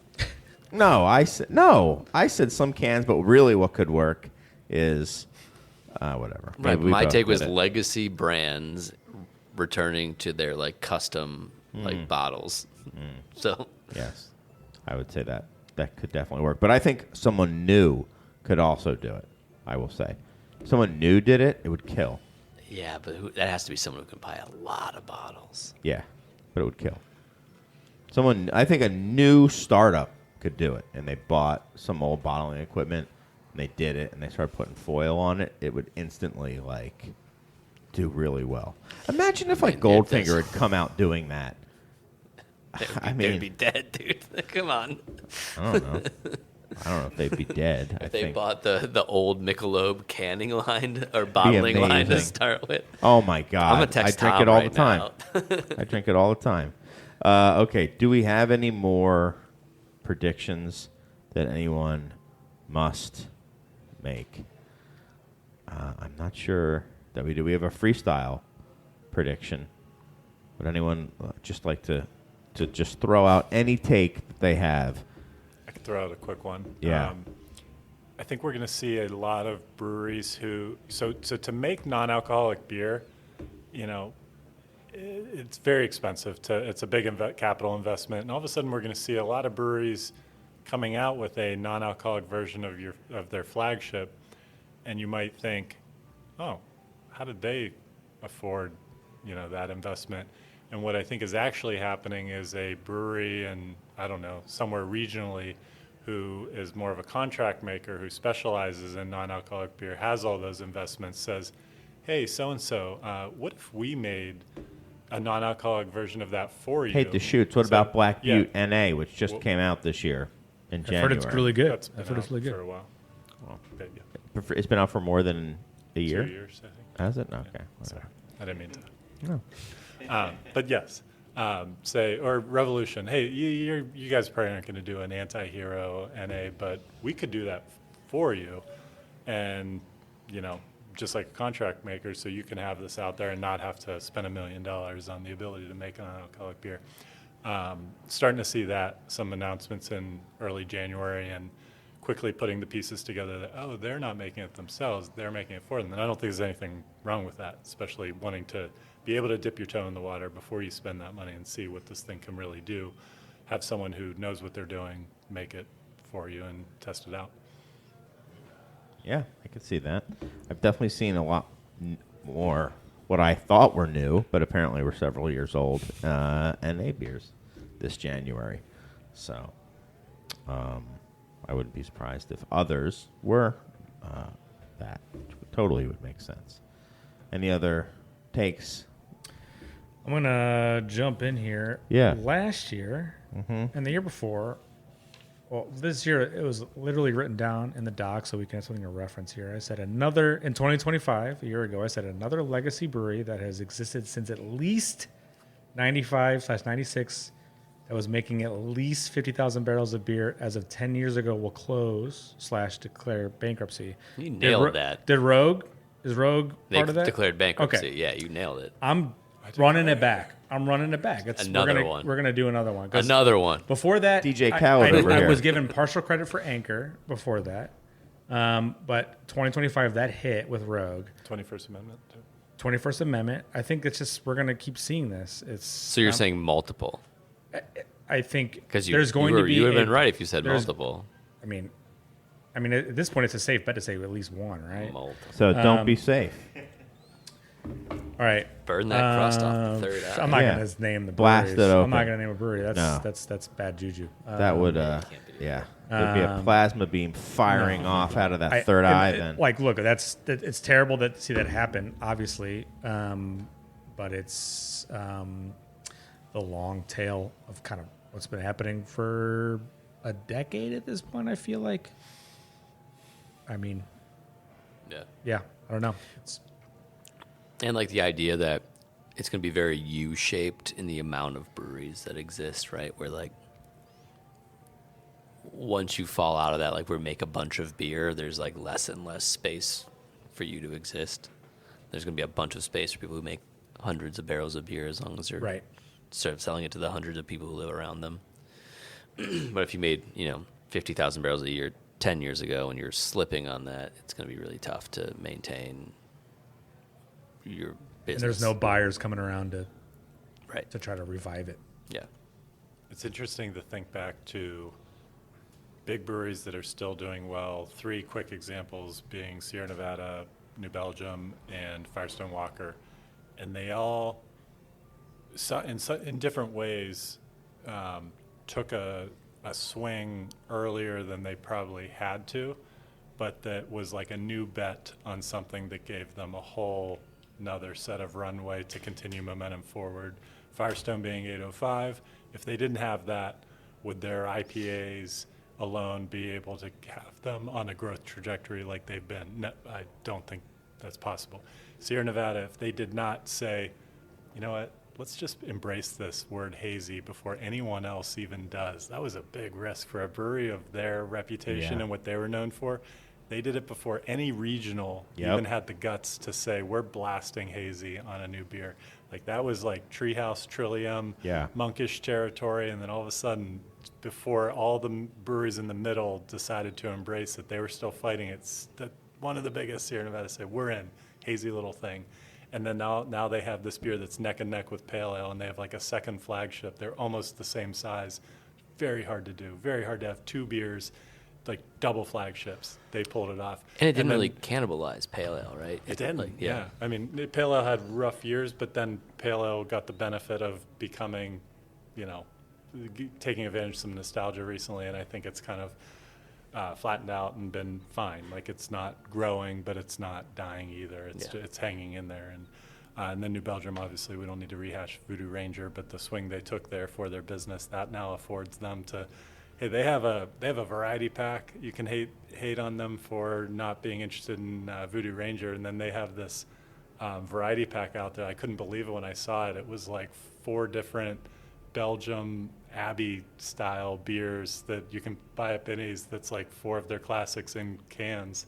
I was like, whoa, they did that. And they probably wouldn't be able to do that if they didn't have this other thing that kind of affords them the ability to. But anyway, 3 examples, but that's like they kind of like were looking for another thing before anybody realized they probably needed it, looking ahead 10 years. That's such an easy swing for them to do, that variety pack, because if any of that hits, they're ready to just start making more of it and be early to it. Like, oh, triples are seeing unexpected desire. Yep. Boom. Okay, we're going to be the new triple provider, and then when someone says triple, it's going to be synonymous with New Belgium. So it's and when smart. your name is New Belgium, it also makes sense and it's fitting. It feels right too. Well, I'd say I don't want to end on this, but I think the word for 2026 will be ouch. I think we're going to see perhaps the zenith of what we're going to breweries closing. Yeah, I guess the zenith of them closing, the nadir of vibes. Yes. So I think it's going to be a tough year. I think we're going to see a lot of people closing for a variety of reasons. We just saw Alarmist announcing, and just because, they maybe see the light at the end of the tunnel and realize that light is from the train coming at them. I think the numbers are going to look really bad because there were several years where there were a lot of breweries closing, but there were almost as many opening, or there was more opening, but I don't know how many breweries are going to be opening in 2026. And so the balance point there will be cut out, and you'll see oh, wow, a lot of breweries closed. And that's the only number you're going to see in that statistic. What are we going to see with all this real estate and equipment? When we opened our physical space, I thought like this is about as low as equipment's gonna get, but it's gonna get lower. Right. Real estate, I don't know. They'll just turn into other warehouses, but Sure, but it'll all be built out for that sort of manufacturing. So. yeah, but there's gonna be no one to come in to Right. replace it. So. Right. Right. But there'll be a lot of there'll be costs associated with decommissioning those areas too. Yep. So, yeah, it'll be. Oh no, interesting. landlords are gonna have a tough time. Aw, how so sad for them. Right. Right. I hope my landlord can afford another car he outbid Jay Leno for. Well, your Tell us landlord more. is exceptional. All right. Is there anything? I know you've got a. You said you have to get back. You were consulting with Sizzler. Is that meeting? Are they still waiting on you? I guess you can just hop back at any point in time. Look, I'm on a very casual relationship with them. They trust me. They know It's a situationship with the it's Sizzler. a situationship with the Sizzler. A situationship. They trust the vibes. They know I'm going to come back there with some fire, pure fire.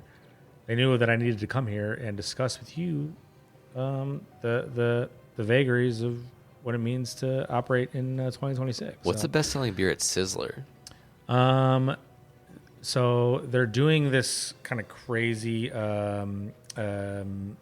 spice infused gruit.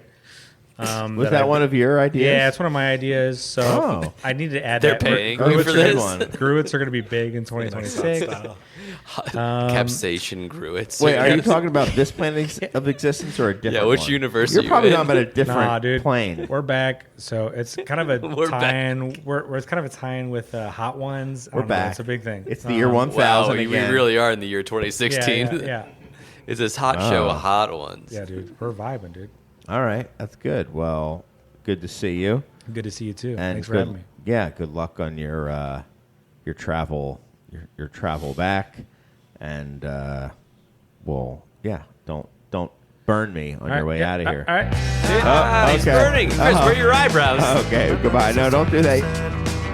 To never be heard or seen. Say goodbye to everybody. Go ahead and hit the fireball. The fire. Oh yes. No, it's okay. Leave.